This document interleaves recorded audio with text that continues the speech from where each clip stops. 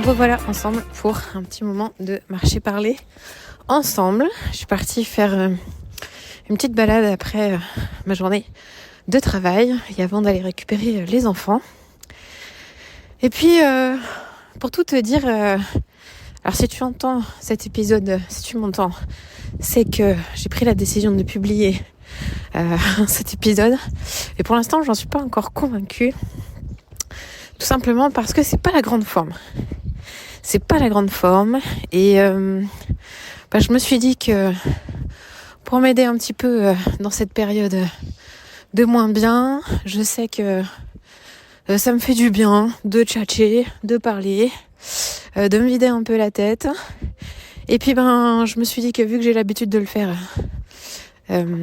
en marchant, que déjà en marchant ça m'aide à me vider la tête et à remettre les choses à leur place dans ma tête, pourquoi pas le faire en même temps en te partageant un petit peu voilà ce par quoi je passe en ce moment, histoire que toujours dans cet état d'esprit d'épaulette imparfaite, c'est-à-dire ouais, la vie elle a des hauts, elle a des bas quoi, et tout le monde passe par là. Et on a tous des moments qui sont plus compliqués que d'autres, et c'est pas parce que on est présent sur les réseaux qu'on écrit des mails hyper motivants et qu'on coach une vingtaine de clientes régulièrement que des fois il n'y a pas des coups de mou. Et puis en fait j'aime bien être dans la vérité, dans l'authenticité et dans la sincérité. Alors voilà, c'est l'occasion. Donc écoute, il n'y aura pas de contenu particulier sur un sujet particulier. C'est vraiment, j'ai rien préparé. C'est vraiment au fur et à mesure de cette balade ensemble qu'on va papoter quoi. Hein. Voilà, on va se le faire comme ça. Alors par où commencer ? Écoute, je suis dans une période de flou artistique, mais de grand flou. Un flou vraiment comme si ce flou il était vraiment dessiné au pinceau et fait exprès pour que vraiment je ne puisse pas voir à plus de quelques semaines devant moi. Et ce flou artistique en ce moment, il est très compliqué à gérer pour moi. Il est très compliqué parce que je vois que ça vient toucher à un besoin chez moi qui est le besoin de sécurité. J'ai besoin de savoir. J'ai besoin de savoir ce qui va se passer. J'ai besoin de savoir comment ça va se passer. J'ai besoin, quelque part, de contrôler un minimum. Un minimum. Voilà, qu'est-ce qui va se passer dans les semaines, les mois à venir. Bon, en fait, il y a un besoin légitime là-dedans. À la base, c'est normal. C'est juste que du coup, vu que moi, j'ai pas cette visibilité, et bien, ça vient créer, ça vient un peu chahuter. Voilà, ça vient me chercher. Alors, dans quel domaine je manque de visibilité en ce moment ? Donc, je manque de visibilité au niveau perso parce que, comme je te l'ai partagé dans le dernier épisode, on a un projet de déménagement cet été. Et puis, en fait, pour l'instant, je ne sais pas où on va atterrir. Je ne sais pas du tout. Je sais que on recherche une maison qui va être à la campagne. Ce sera pas à Toulouse. On change de ville et du coup le fait de ne pas savoir où, quoi, quand, comment, déjà jette une petite nébuleuse. Alors là, je vais passer devant des travaux comme d'habitude. Je vais faire une petite pause pour pas te casser les oreilles. Allez, c'est reparti, on reprend. Bon, du coup, j'en ai perdu le fil. Donc, je te disais, flou au niveau de la vie perso. Voilà, je sais pas le quoi, le quand, le comment. Bon, là, à la limite, c'est avec ça. Ça fait partie d'un changement de vie, ça fait partie de l'aventure. Voilà, j'ai une personnalité qui aime bien, justement, l'aventure. Donc, quelque part ça me va, je suis ok de dealer avec ça. C'est juste qu'il n'y a pas que ça. J'ai un manque de visibilité aussi au niveau professionnel. Là actuellement je suis dans une période, on est dans une période où chez l'Épaulette on a ouvert les inscriptions pour le programme Reset. Et puis ce genre de période il y a toujours une espèce de flou, c'est-à-dire qu'en fait, en réalité, même si nous avons des estimations, un nombre de places précis, mais en réalité, on ne sait jamais réellement, finalement, combien est-ce que nous allons avoir de nouvelles clientes chez les Paulettes.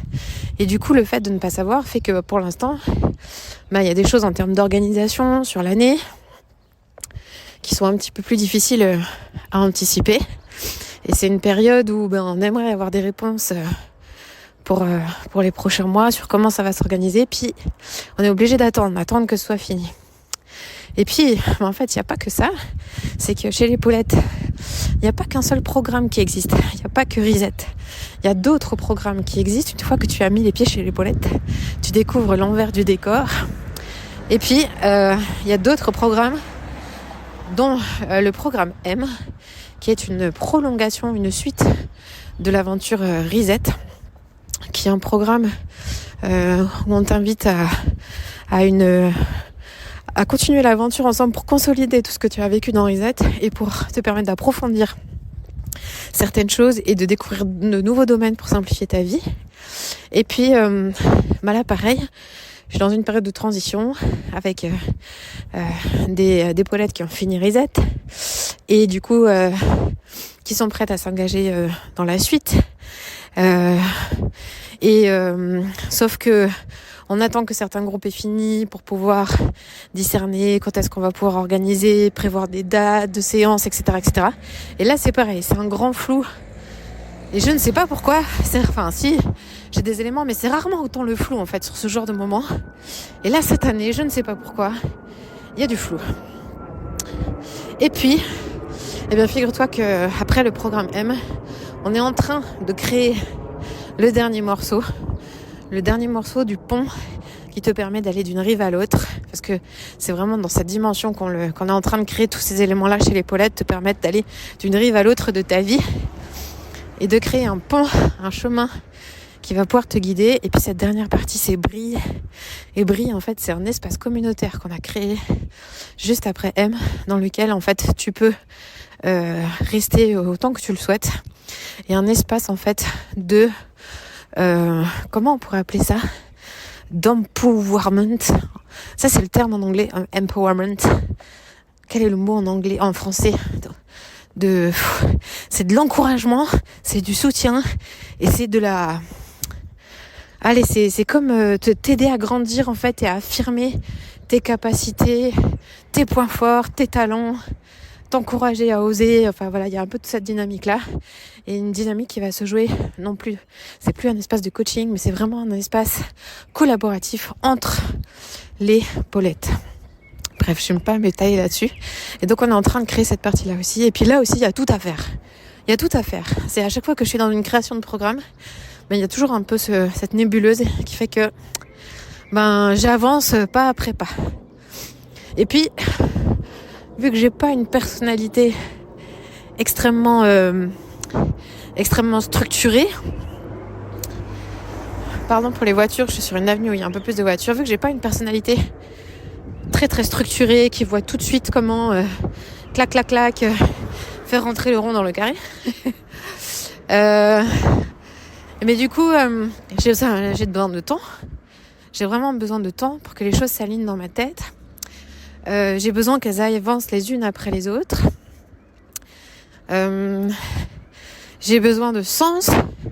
J'ai besoin de direction. Et tout ça, c'est des choses un peu challengeantes à aller chercher en ce moment. Voilà, je suis désolée pour toutes ces voitures. On va essayer de trouver une artère un peu moins passante. Donc du coup, globalement, cette période, c'est vraiment une période de moins bien.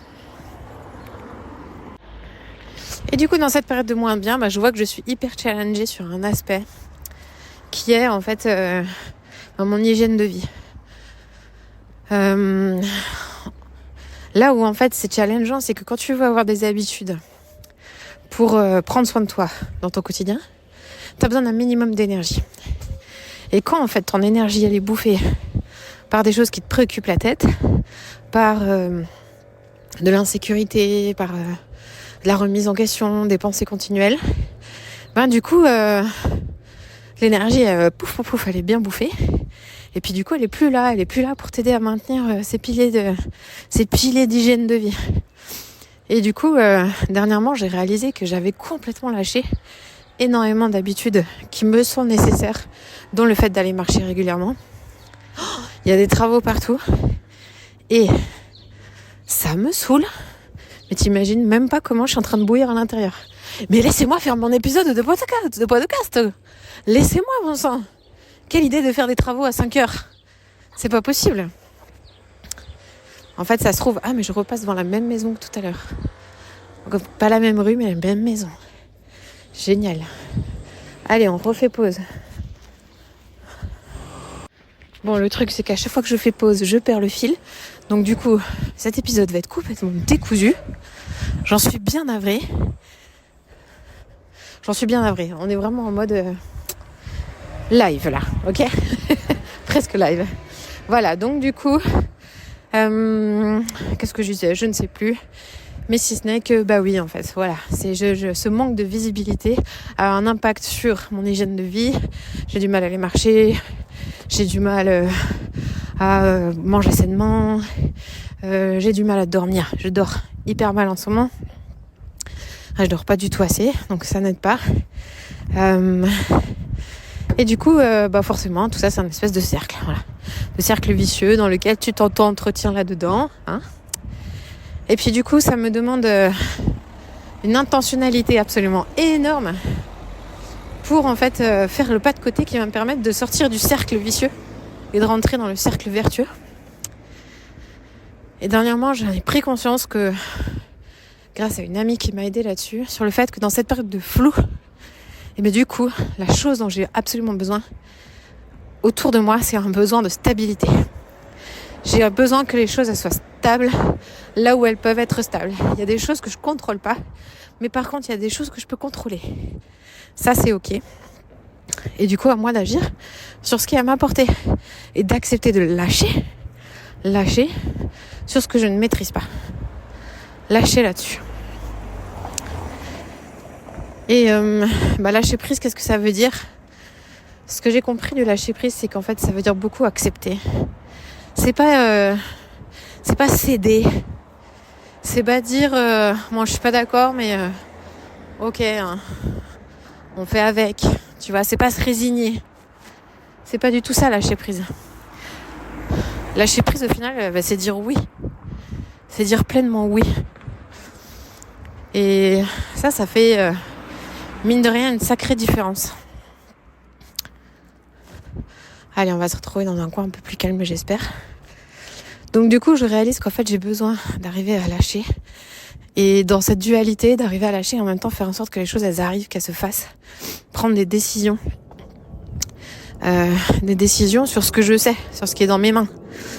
Et que je sais qu'une décision après l'autre, le brouillard, il va se lever en fait. Et du coup, vraiment aujourd'hui, je me suis challengée en me disant « Géraldine, maintenant il est temps que tu prennes des décisions sur certains éléments. Tu peux pas attendre indéfiniment. Il faut que ça bouge, il faut que ça avance.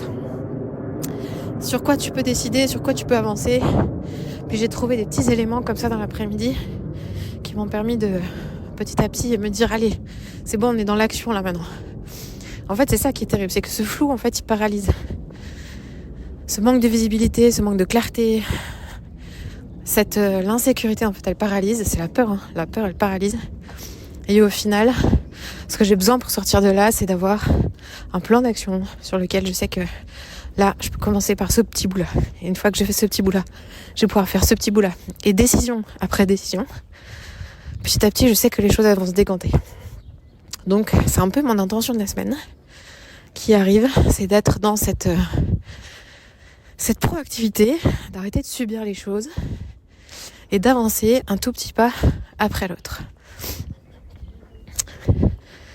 Et quelque part, je pense que ça devrait sacrément m'aider pour arriver à y voir plus clair. Et puis, il y a une autre chose que j'ai discernée là dans cette période, c'est que j'ai profondément besoin de revenir à la source de revenir à cet endroit où ma créativité elle est renouvelée, cet endroit où je retrouve le sens de ce que je fais, cet endroit qui est très clairement lié à ma foi, ma croyance en Dieu, qui est la source en fait de toutes les directions, de toutes les décisions que je prends, qui me porte énormément, qui quelque part fait ma mission en fait. Et du coup, je sais qu'en ce moment, j'ai particulièrement besoin de revenir à ça. Et j'essaye d'en prendre de plus en plus soin de cette part-là aussi. Allez, la voiture, merci. Les gens se sont ligués contre moi. Alors là, tu vois, typiquement, quand je te sors ce genre de phrase, c'est que en fait, tu vas pouvoir le comprendre. Je suis dans plein de tubes. Est-ce que tu sais ce que c'est le tube ? Le tube. Alors, mon mari Mathias, il me dit, cette semaine, t'es youtubeuse. Yes. Le tube, tu vois, c'est ta phase prémenstruelle. Je sais pas si t'es calé sur les cycles, sur ton cycle menstruel, sur les différentes phases qui traversent ton cycle. Et du coup, la façon dont ça va impacter tes hormones va impacter notamment ton humeur. Dans la phase prémenstruelle, j'ai tendance à être légèrement irritable. Légèrement, tu as tout compris. Et du coup, là, ça m'énerve, quoi. Mais laissez-moi enregistrer mon truc. Je veux du calme, en fait. Je veux pas de cris, je veux pas de bruit. Puis ça va être sympa quand je vais récupérer les enfants tout à l'heure. Donc bref, tout ça pour te dire que ce flou artistique cumulé à cette semaine en mode un peu dragon fait que franchement, c'est pas facile. Voilà, c'est pas facile. Et puis, y a des moments, je réalise que... Et c'est difficile pour moi de le dire, en fait. Et d'ailleurs, de te le dire aussi là. Mais je sais que j'ai besoin d'apprendre à faire ça. C'est qu'en fait, il y a des moments où j'en ai marre. Il y a des moments où vraiment j'en ai marre, en fait. Et ça enlève rien. Ça enlève rien à la passion pour ce que je fais, en fait, à la passion pour ma mission, à la passion pour ce que je vis dans mes aventures pro et perso. Et il y a des moments aussi où j'en ai marre. Et je crois que ça, c'est un peu une dualité que j'ai encore du mal à actionner. Mais quand je m'en souviens, mais rappelle-toi, Géraldine, en fait, là, t'en as marre. Et puis, ose le dire. Il n'y a rien de mauvais.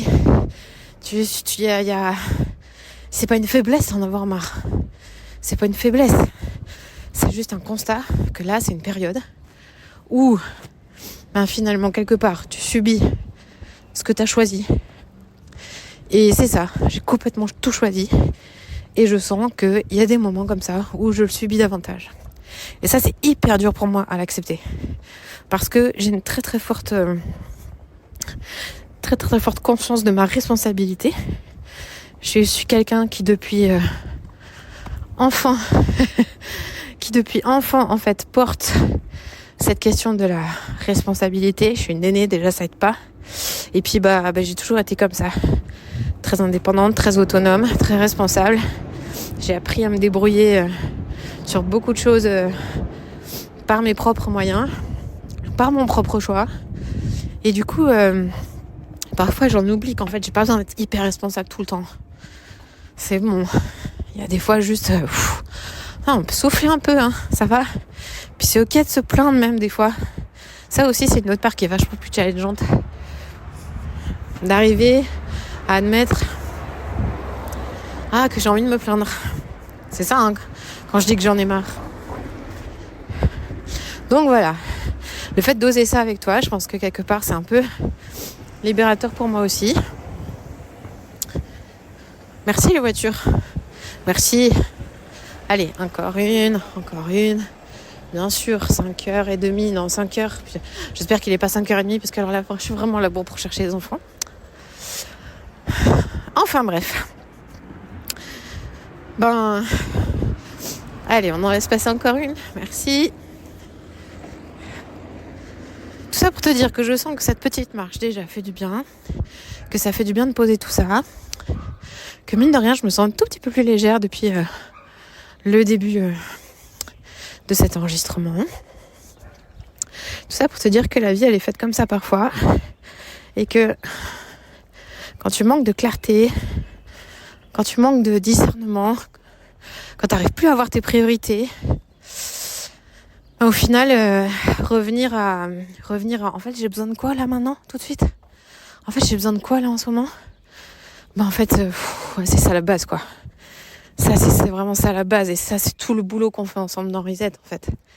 De t'aider en fait à discerner, non en fait là ok, il y a tout ça dans ta tête, il y a tout ça dans ta vie, il y a tout ça dans ton agenda, tu te sens débordé et en fait là maintenant t'as besoin de quoi, et t'aider en fait, t'aider à le voir, à le discerner, à le mettre en place, et puis une fois que ça on l'a calé, et ben maintenant on va aller travailler sur ton agenda, faire de la place dans ton agenda, te permettre de sortir de la pression, te permettre de sortir du trop. Tout ça, c'est ce qu'on va faire ensemble. Et qui est un travail juste passionnant parce que en ce moment, on arrive à la fin notamment de certains accompagnements dans Reset. Et ce qui est génial, c'est que les filles, dans les dernières séances de coaching, ce qu'elles amènent, c'est en fait, en ce moment, ça va. Ouais, je sens que je prends le temps de faire les choses. Là, cette semaine, il y avait beaucoup de boulot, mais j'ai décidé que la priorité, c'était moi. Et du coup, je suis allée faire une petite sieste chaque jour pendant 10-20 minutes, prendre soin de moi. Et du coup, ça va. Mais alors, en fait, ça paraît anodin comme ça. Puis quelque part, tu te dis, ouais, c'est la vie normale. Mais en fait, c'est fou parce que c'est fou le changement, en fait. Quand tu sais, en fait, d'où elles viennent, ces filles, c'est juste incroyable de les entendre parler comme ça. Franchement, c'est le plus beau des cadeaux. Qu'elles puissent arriver en fait à prendre le temps de vivre en fait quoi. Normal. Et ça c'est quand même absolument génial. Et c'est pour ça que dès qu'on j'ai des séances de coaching, j'oublie tout ça. Et c'est le kiff. C'est le kiff. C'est du régal, c'est du plaisir parce qu'en fait on voit des fruits, on voit de la transformation, on encourage, on soutient. Il y a de l'entraide et c'est la force du groupe en fait. C'est la force du groupe quand il y a des coups de mou, des coups de moins bien, t'es pas tout seul en fait. Et ça, mais quelle différence ça fait. Quelle différence ça fait. De les voir se porter, se soutenir. Et je réalise qu'en fait c'est ça qui fait du bien. Tu vois, même là, le fait que je te parle, je sais que mon message il va être entendu. Et rien que ça, ça m'encourage aussi en fait. Ça m'encourage aussi. Voilà, écoute, j'ai fait le tour de la question. On publiera ou on publiera pas? On verra bien. Hein. Merci de m'avoir écouté. Et je te dis à la semaine prochaine. Ciao, ciao.